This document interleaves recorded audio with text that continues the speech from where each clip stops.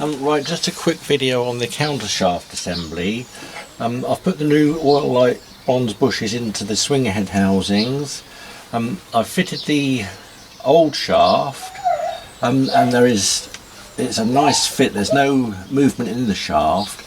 There isn't any real need to change that shaft at all, although I will make a spindle up or a shaft up again for a video later. Obviously, before I started the lathe, I pumped some oil into these housings, and then I set the machine running and continued to pump oil in. I was very surprised at the pressure I had to use, and also the how many pumps I had to use before I got a witness of oil on either side of the swing head housing. Now, it's important to use the proper ISO 32 hydraulic oil in the countershaft, the same as what goes in the drip feed oilers. You don't have to buy a real expensive one. As long as it's ISO 32 hydraulic oil, it'll be fine. Also, you'll notice in my lathe that the oil looks black in the oilers. This is because I use an additive in the oil. I use moly slip, which is a liquid. It's molybdenum disulfide mixed with graphite, and it coats bearings with graphite and makes everything run really nice and smooth. It protects it from wear, stops things seizing up. It's used extensively in the aerospace industry, so I know it's really good stuff. What I do is just mix 3 teaspoons of that in with my oil, give it a shake up, and use it both in the countershaft and in these oilers here. Also, the moly slip won't affect the viscosity of the oil, so it won't cause any difference to the flow of oil. I've had a lot of problems with the belt slipping on this lathe, and I noticed I had a very minimal movement on the lift of the swing head. And what it was, I found that someone had put the bolts in, the adjustment bolts on the cam, the wrong way round. On the spare I showed you the other day, I've refurbished it now, they screw up from underneath, and the head of the bolt goes on the camshaft, and that will give you the correct movement. So it's important to check that. And where those adjustment bolts are screwed in the wrong way round, they've caused a lot of damage on the actual camshaft, so I'm going to make a new one of those up. I've got the lathe set up to do that now. They're easy to make because the diameter of the shaft is exactly 1/2 inch, and all you need is a bit of ground silver steel, no turning involved, and with basic milling knowledge on the lathe, and if you've got the equipment, you can, like I say, make a new one up easily. One other thing that's worth mentioning is the correct tension settings for the belts on the swing head. There's no need to have them very tight. In fact, if you have them too tight, it will cause more force and pressure on the swing head, and also will probably cause the bushes to wear a lot faster. So it's important to have these adjusted correctly, as stated in the Myford ML7 manual. Now, the correct way to do that on the drive belt is to pull your lever into the drive position so the belts are tensioned, and what you do is you slacken a bracket down here, a nut on the bracket down here, allowing the motor the weight of the motor to cause the tension on the belt, and then tighten your bracket up, and that one's set. If you did it in that position, that setting, and then tightened it up, it would be too tight when you brought the lever up. So it's always worth remembering to pull the lever up first before you do the adjustment. I've also done away with the old type V-belt that goes on the drive here, and fitted this modern high quality link belt. This belt is made by Fenner drives in the USA, and I reckon it is the best belt you could ever buy. It's a polyester and polyurethane composite belt. There's no tools required to fit it. You don't have to take your spindle out to fit it. It's just basically put round and link up. It reduces noise by 50%. They claim that it lasts 20 times longer than a standard belt. It has a high resistance to water, steam, oil and chemicals, high resistance to extreme temperature and minimal maintenance. And I have found that since I've fitted this belt, my top speed is now 850 RPM, whereas with all the belts that I've tried in the past, it was only 820. So I'm very, very pleased with that. And like I say, I don't think you'll ever get a better belt than that.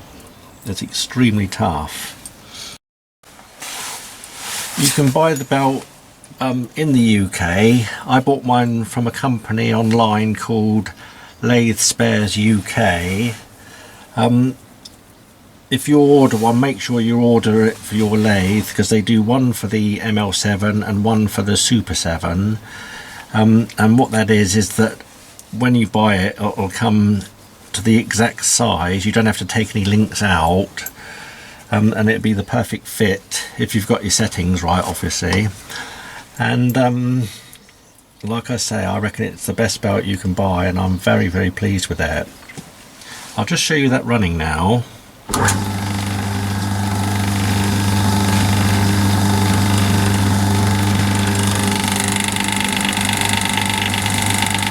Like you see, it's running absolutely smoothly in those pulleys, and I reckon it's really, really good. I'm very, very pleased with it.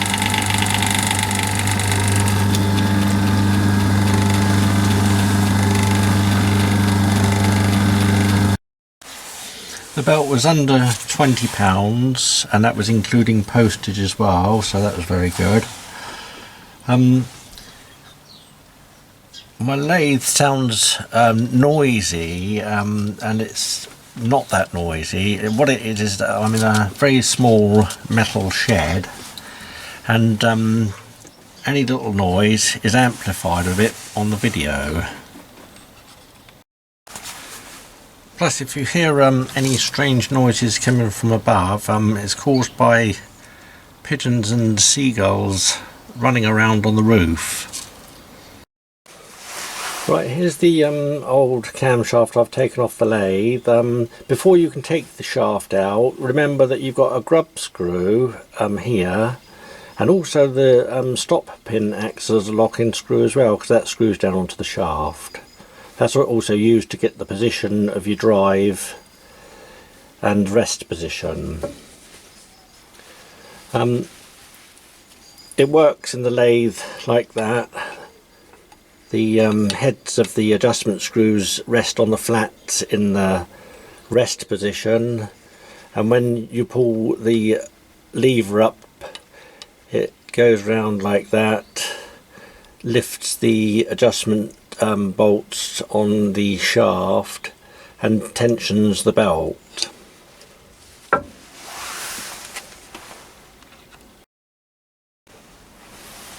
And there is the wear that I was talking about on the camshaft, on each side where the adjustment screws ride up over.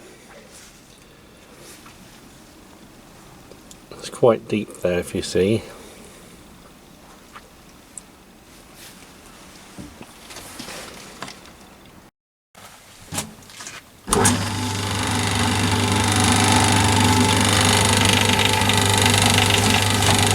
Well, you'll notice that the way I'm doing the milling is I'm taking it in 10th hour on the clock each time. I'm using the adjustment of the stop, and you'll notice that when I'm using the vertical milling slide is that I'm only cutting on the upward stroke. If you try to cut on the downward way, it would snatch on the backlash of the vertical slide.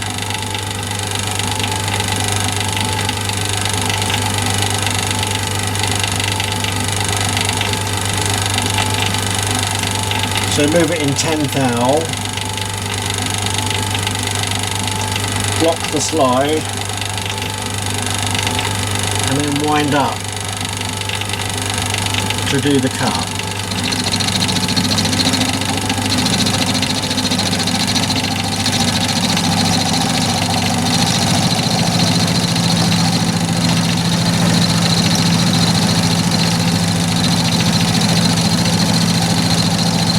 Also see by the clock there whether you've got much movement on your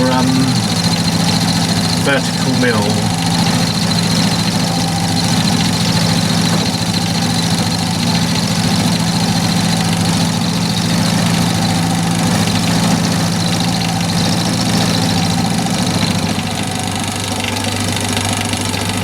Don't move it in at all for the downward stroke.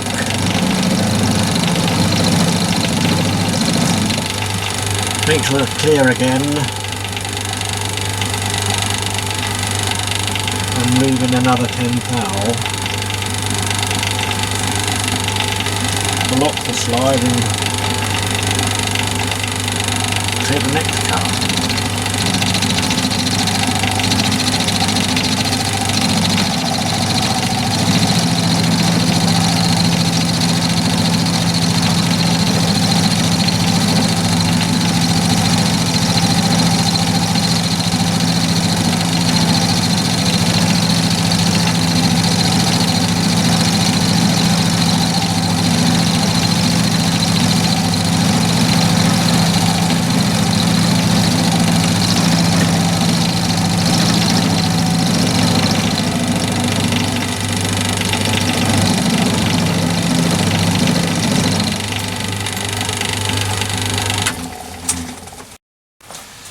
When you're advancing it forward by 10th thou, if you see I use the screw stop as well as the clock. In that way, if you have to wind the carriage back at all to do your measurements or whatever, when you come back into your stop again, you'll be in exactly the place where you left off.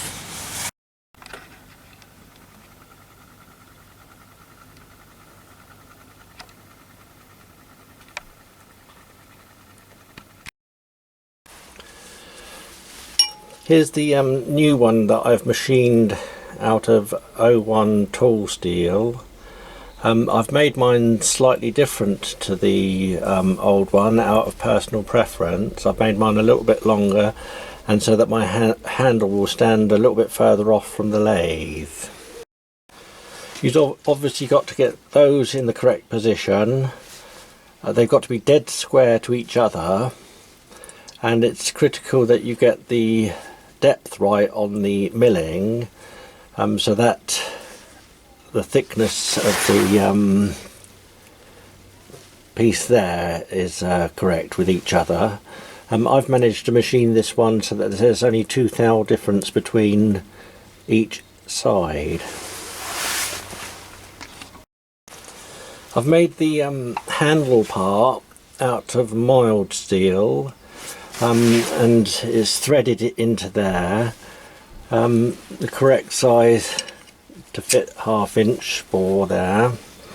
I've put a locking screw in there for now, and later when I've positioned it I shall drill it a bit deeper and probably thread it or into the bar, or I might just put a pin in. And I've made this brass bush here so that mine will actually stand a little bit further off from the lathe.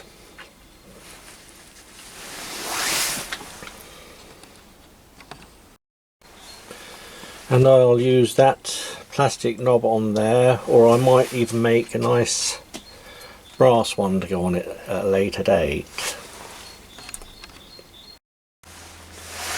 And the useful tip to know when you're going to make this shaft, if you're going to make it on your lathe, is before you take your compound slide off to fit the vertical mill slide, is put this in a chuck.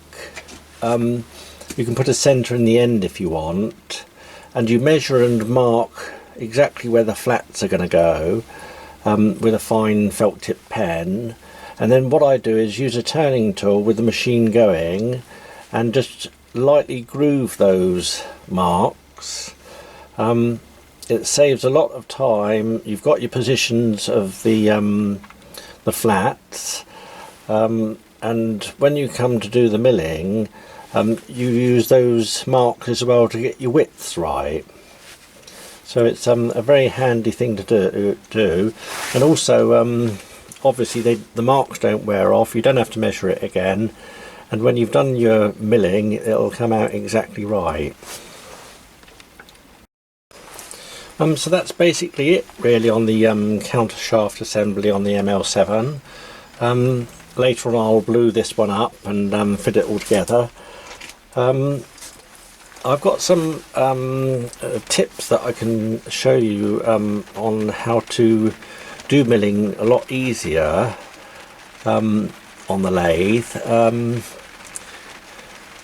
I've made a tool up which very quickly squares the milling slide to the chuck, saves a lot of time.